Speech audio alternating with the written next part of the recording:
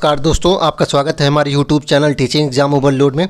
दोस्तों, आज के सेशन के अंतर्गत आपकी जो सीटेट दिसंबर 2023 की क्लासेस चल रही हैं, उसके अंतर्गत हिंदी पेडागोजी की नेक्स्ट क्लास है, जिसके अंतर्गत हम आज आपको भाषा कौशल के प्रकार और पढ़ने के प्रकार जो होते हैं, स्कीमिंग, स्कैनिंग और अतिशय अभ्यास आदि पढ़ेंगे। तो आज का हमारा टॉपिक भाषा कौशल है। पहला टॉपिक हमारा भाषा कौशल है, उसके बाद भाषा कौशल के प्रकार पढ़ेंगे, उसके बाद पढ़ने के प्रकार पढ़ेंगे।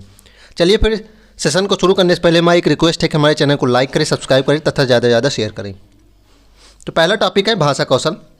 मनुष्य एक सामाजिक प्राणी है और समाज में अन्य व्यक्तियों से संप्रेषण स्थापित करने के लिए वह बोलकर या लिखकर अपने भावों एवं विचारों को अभिव्यक्त करता है तथा सुनकर या पढ़कर दूसरे के विचारों को ग्रहण करता है।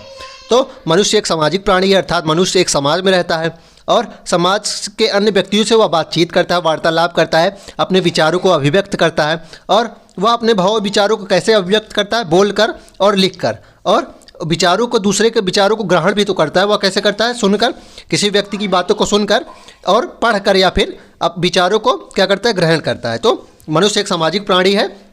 वह समाज में अन्य व्यक्तियों से जो बातचीत करता है उसमें क्या होता है कि वह बोलकर और लिखकर अपने भावों या विचारों को व्यक्त करता है और सुनकर और पढ़कर दूसरे के विचार जो हैं, दूसरे की आवश्यकताएं, इच्छाओं आदि को ग्रहण करता है कि वह क्या कहना चाह रहा है। इस प्रकार भाषा के दो अव्यक्तात्मक कौशल होते हैं। तो भाषा के इस प्रकार क्या हो जाएंगे? दो अव्यक्तात्मक कौशल हो जाएंगे, बोलना और लिखना। ध्यान रखिएगा, दो अव्यक्तात्मक कौशल मतलब जो अभिव्यक्त कर रहे हैं। तो आप अभिव्यक्त कैसे करते हैं? अपनी बात को कैसे रखते हैं? या तो बोलकर या तो लिखकर। तो इसे ही क्या कहते हैं? अभिव्यक्तात्मक कौशल कहते हैं। भाषा कौशल का एक जो वर्गीकरण है इस प्रकार होता है। अव्यक्तात्मक कौशल जिसमें होता है बोलना और लिखना। इसमें उत्पादन कौशल भी इसको कहते हैं। ध्यान रखिएगा, इसको प्रोडक्टिव स्किल या फिर उत्पादक कौशल भी कहते हैं। इन दोनों के माध्यम से अपने विचारों को अभिव्यक्त कर सकते हैं। तो ये बोलना और लिखना जो है, जो अभिव्यक्तात्मक कौशल या फिर प्रोडक्टिव या फिर उत्पादक कौशल होते हैं, इनसे हम अपने विचारों को अभिव्यक्त करते हैं। और भाषा के दो ही ग्रहणात्मक कौशल होते हैं। तो दो ग्रहणात्मक अर्थात रिसेप्टिव कौशल होते हैं, जो है सुनना और पढ़ना। सुनना और पढ़ना से क्या होता है कि हम किसी भी चीज़ को, ज्ञान को ग्रहण करते हैं ना, किसी भी वार्तालाप में किसी भी चीज़ को ग्रहण करते हैं। तो ग्रहणात्मक कौशल में कौन कौन से आ जाएंगे? सुनना और पढ़ना, अर्थात श्रवण और पठन जो है वह ग्रहणात्मक कौशल है। और बोलना और लिखना जो है वह क्या है? अव्यक्तात्मक अथवा प्रोडक्टिव अथवा उत्पादक कौशल है। आगे देखते हैं कि भाषा से संबंधित इन चारों क्रियाओं के प्रयोग करने की क्षमता को भाषा कौशल कहा जाता है। तो ये जो चारों क्रियाएं हैं, इन्हें संयुक्त रूप से जब हम प्रयोग करने लगते हैं तो इन्हें क्या कहा जाता है? भाषा कौशल कहा जाता है। इनका विकास एवं इनमें दक्षता प्राप्त करने के ही भाषा शिक्षण का उद्देश्य होता है। तो इनका विकास करना और इनमें दक्ष होना, इनमें मतलब अपना उत्कृष्ट प्रदान करना, अपना उत्कृष्ट रिजल्ट देना ही भाषा शिक्षण का उद्देश्य है। तो भाषा शिक्षण का उद्देश्य क्या होता है? जो चार भाषा कौशल हैं, श्रवण, पठन, मौखिक और लेखन, इनमें दक्षता प्रदान करना और इनका विकास करना। भाषा शिक्षण के लिए आवश्यक चारों कौशल परस्पर एक दूसरे से अंतः संबंधित होते हैं। ध्यान रखिएगा, ये जो चारों कौशल हैं यह एक दूसरे से अंतः संबंधित है। मतलब आप सुनेंगे उसके बाद ही बोल सकते हैं। मतलब बिना सुने आप मान लीजिए किसी से वार्तालाप कर रहे हैं, तो जब आप किसी से सुनेंगे तभी तो आप बोल पाएंगे। आप किसी भी चीज़ को पढ़ेंगे उसके बाद उसके बारे में आप कुछ बोल पाएंगे। तो इस प्रकार जो सभी भाषा कौशल हैं एक दूसरे से अंतः संबंधित होते हैं।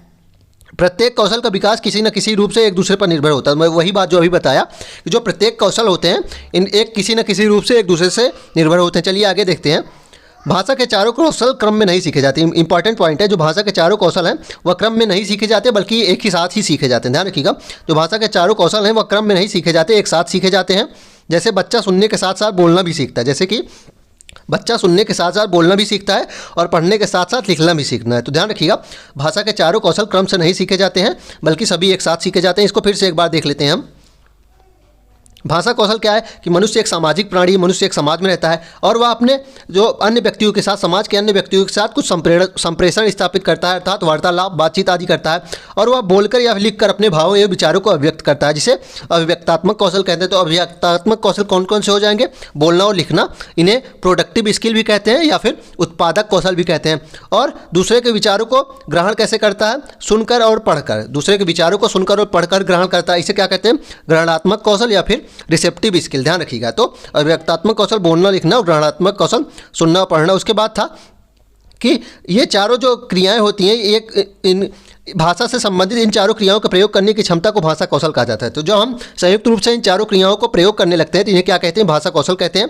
और इनका विकास करना और इनमें दक्षता प्राप्त करना ही भाषा शिक्षण का उद्देश्य है। तो भाषा शिक्षण का उद्देश्य इन चारों कौशलों का विकास करना और दक्षता प्राप्त करना। ये जो चारों कौशल होते हैं एक दूसरे से अंतर संबंधित होते हैं। कैसे कैसे कि अगर आप किसी की बात सुनेंगे उसके बाद ही आप कुछ बोल सकते हैं। अगर मान लीजिए किसी से वार्तालाप कर रहे हैं, आप किसी की बात सुनेंगे उसके बाद बोल पाएंगे। अगर आप कुछ पढ़ेंगे उसके बाद फिर आप कुछ उसके बाद भी कुछ आप अपना उसके बारे में विचार प्रस्तुत कर पाएंगे ना, आप बोल पाएंगे। तो इस प्रकार चारों जो कौशल होते हैं अंतर संबंधित होते हैं और प्रत्येक कौशल एक दूसरे से अंतर संबंधित होते हैं। अगला बिंदु था इसमें कि भाषा के चारों कौशल क्रम से नहीं सीखे जाते बल्कि एक साथ सीखे जाते हैं। जैसे बच्चा सुनने के साथ साथ बोलना भी सीखता है और पढ़ने के साथ साथ लिखना भी सीखता है। चलिए अब अगला हमारा टॉपिक जो आज का है, भाषा कौशल का चारों प्रकार में हम विभाजित कर सकते हैं। जो अभी आप ऊपर पढ़ाया गया उसी को देख रहे हैं। भाषा कौशल को चार प्रकार वैसे विभाजित कर सकते हैं, वैसे बांटा जाएगा तो ग्रहणात्मक कौशल में 2 आएंगे और अभिव्यक्तात्मक में 2। लेकिन हम चारों कौशलों को कैसे देखते हैं, चलिए देखते हैं। श्रवण कौशल जो सुनकर अर्थ ग्रहण करने का कौशल होता है, सुनना जो होता है वह श्रवण कौशल होता है। वाचिक या मौखिक कौशल क्या होता है, विचारों को बोलकर व्यक्त करना। जो हम बोल के विचारों को व्यक्त करते हैं वो कौन सा कौशल होता है, मौखिक या फिर अव्यक्ति कौशल। पठन कौशल पढ़कर जो हमारा अर्थ ग्रहण करने का कौशल, पढ़ते जो है वह क्या है, पठन कौशल। और लेखन कौशल जो हमने विचारों को लिख कर व्यक्त करते हैं वह क्या है, लेखन कौशल है। अब चलिए इसको डीप देख लेते हैं। श्रवण कौशल पहला है सुनना। भाषा के श्रवण कौशल के माध्यम से ग्रहण किया जाता है। ध्यान रखिएगा, भाषा को जो है वह श्रवण कौशल के माध्यम से ही ग्रहण किया जाता है। मतलब आप सुनकर ही भाषा को ग्रहण कर सकते हैं। केवल सुनना मात्र ही श्रवण कौशल नहीं है बल्कि वक्ता या प्रवक्ता की बात को सुनकर उसके अर्थ को उसी प्रकार ग्रहण करना जिस प्रकार वह व्यक्त कर रहा है, यह श्रवण कौशल कहलाता है। तो श्रवण कौशल क्या कहलाता है, केवल आप उनकी बात को सुन लीजिए और समझ ना पाए ये नहीं है, बल्कि वह वक्ता या प्रवक्ता जो है वह किस परिप्रेक्ष्य में वह बात कह रहा है, उसका अर्थ कहना क्या है उस बात का, उसको समझना श्रवण कौशल होता है। ध्यान रखिएगा। आगे देखते हैं वाचन कौशल या फिर बोलना क्या होता है। अपनी बात या विचार को दूसरों के सामने प्रकट या अभिव्यक्त करना वाचन बोल कहलाता है। ध्यान रखिएगा, अपनी बात या विचारों को जो प्रकट करते हैं हम बोलकर, उसे क्या कहलाया जाता है, वाचन कौशल कहलाया जाता है।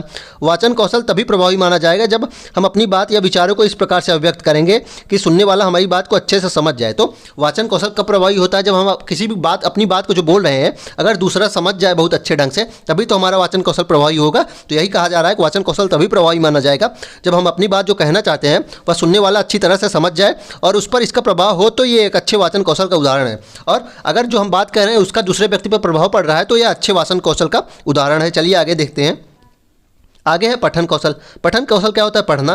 किसी विषय को पढ़कर उसके अर्थ को ग्रहण करना पठन कौशल कहलाता है। ध्यान रखिएगा, किसी विषय को पढ़कर उसके अर्थ को ग्रहण करना पठन कौशल कहलाता है। श्रवण की अपेक्षा पठन कौशल से स्थायी ज्ञान की प्राप्ति होती है। तो श्रवण की अपेक्षा पठन कौशल से स्थायी ज्ञान की ज़्यादा प्राप्ति होती है। मतलब सुनने की अपेक्षा अगर हम किसी चीज़ को पढ़ते हैं तो स्थायी ज्ञान की प्राप्ति अधिक होती है। पठन 2 प्रकार से होता है। ध्यान रखिएगा, पठन 2 प्रकार से होता है। एक सस्वर पठन, मतलब जो बोल कर बच्चे पढ़ते हैं, जो छोटी कक्षाओं में मान लीजिए जो पहाड़े आदि याद करते हैं, वह सस्वर पठन है। और मौन पाठन क्या होता है, जो बड़ी कक्षाओं में व्यक्ति पढ़ते हैं, मन में पढ़ते हैं, वह कौन सा कौशल होता है, वह कौन सा पठन कौशल होता है, मौन कौशल होता है पठन का। तो पठन कौशल को हम 2 भागों में बांटते हैं, सस्वर पठन और मौन पठन। चौथा हमारा कौशल है लेखन कौशल। चौथा कौशल कौन सा है, लेखन कौशल। चलिए देखते हैं। अपने विचारों या बातों को लिख कर अभिव्यक्त करना लेखन कौशल कहलाता है। तो अपने विचारों या जो हमारी बातें होती हैं उनको अगर हम लिख कर अभिव्यक्त करेंगे तो वह क्या कहलाता है, लेखन कौशल कहलाता है। इस कौशल में भाषा का स्थायित्व दिया जाता है। इस कौशल में क्या होता है, भाषा को स्थायित्व दिया जाता है और इसमें वर्तनी या शुद्धता का अत्यधिक महत्व दिया जाता है। तो लेखन कौशल में क्या होता है, जो भाषा में प्रयोग करते हैं उसको स्थायित्व दिया जाता है और वर्तनी की शुद्धता पर अधिक महत्व दिया जाता है कि हम जो भी कुछ भी लिख रहे हैं वह शुद्ध रूप से लिखा जाए। चलिए अब हम अपना अगला टॉपिक देखते हैं, पढ़ने के प्रकार। रीडिंग के प्रकार कैसे होते हैं, कौन कौन से होते हैं। इसमें पहला प्रकार है स्किमिंग। स्किमिंग रीडिंग क्या होती है, चलिए देखते हैं कि जब पाठक पाठ सामग्री का केंद्रीय भाव तथा सार खोजने के लिए तेजी से पढ़ता है तो और लेखक के उद्देश्य तथा लिखने की व्यवस्था को समझना चाहता है तो यह प्रक्रिया क्या कहलाती है, स्किमिंग रीडिंग कहलाती है। ध्यान रखिएगा, जब पाठक जो है वह किसी पाठ सामग्री के भाव अथवा सार अथवा समरी को पता करने के लिए तेजी से पढ़ता है तो वह क्या कहलाया जाता है, स्किमिंग रीडिंग कहलाई जाती है। और इसके अंतर्गत जैसे कि न्यूज़पेपर जो हम पढ़ते हैं उसमें क्या होता है कि हम किस पाठ सामग्री का भाव अथवा सार समझना चाहते हैं ना, उसकी समरी क्या है, किसी बात का निचोड़ समझना चाहते हैं तो ये क्या कहलाता है, स्किमिंग रीडिंग कहलाती है। अगला है कि स्कैनिंग रीडिंग। स्कैनिंग रीडिंग क्या होती है, चलिए देखते हैं कि यहाँ पाठक विशेष जानकारी के प्राप्त करने के लिए वाक्यों को जल्दी जल्दी से पार कर जाता है। तो स्कैनिंग क्या होती है कि दूर दूर से बहुत रफ्तार से देखना, मतलब स्कैनिंग रीडिंग क्या होती है, बहुत तेज से अगर आप किसी शब्द को ढूंढ रहे हैं, मान लीजिए आप स्किमिंग शब्द को ही ढूंढ रहे हैं, तो आप पेपर को खोलेंगे और स्किमिंग करते रहेंगे, आप उस शब्द को ढूंढते रहेंगे और जहाँ शब्द मिलेगा आप उसको स्कैन कर लेंगे। तो ये क्या होता है कि यहाँ विशेष जानकारी, मान लीजिए विशेष जानकारी हमारी क्या है, एक वर्ड है, तो उस वर्ड को जल्दी जल्दी छांटते रहेंगे, देखते रहेंगे।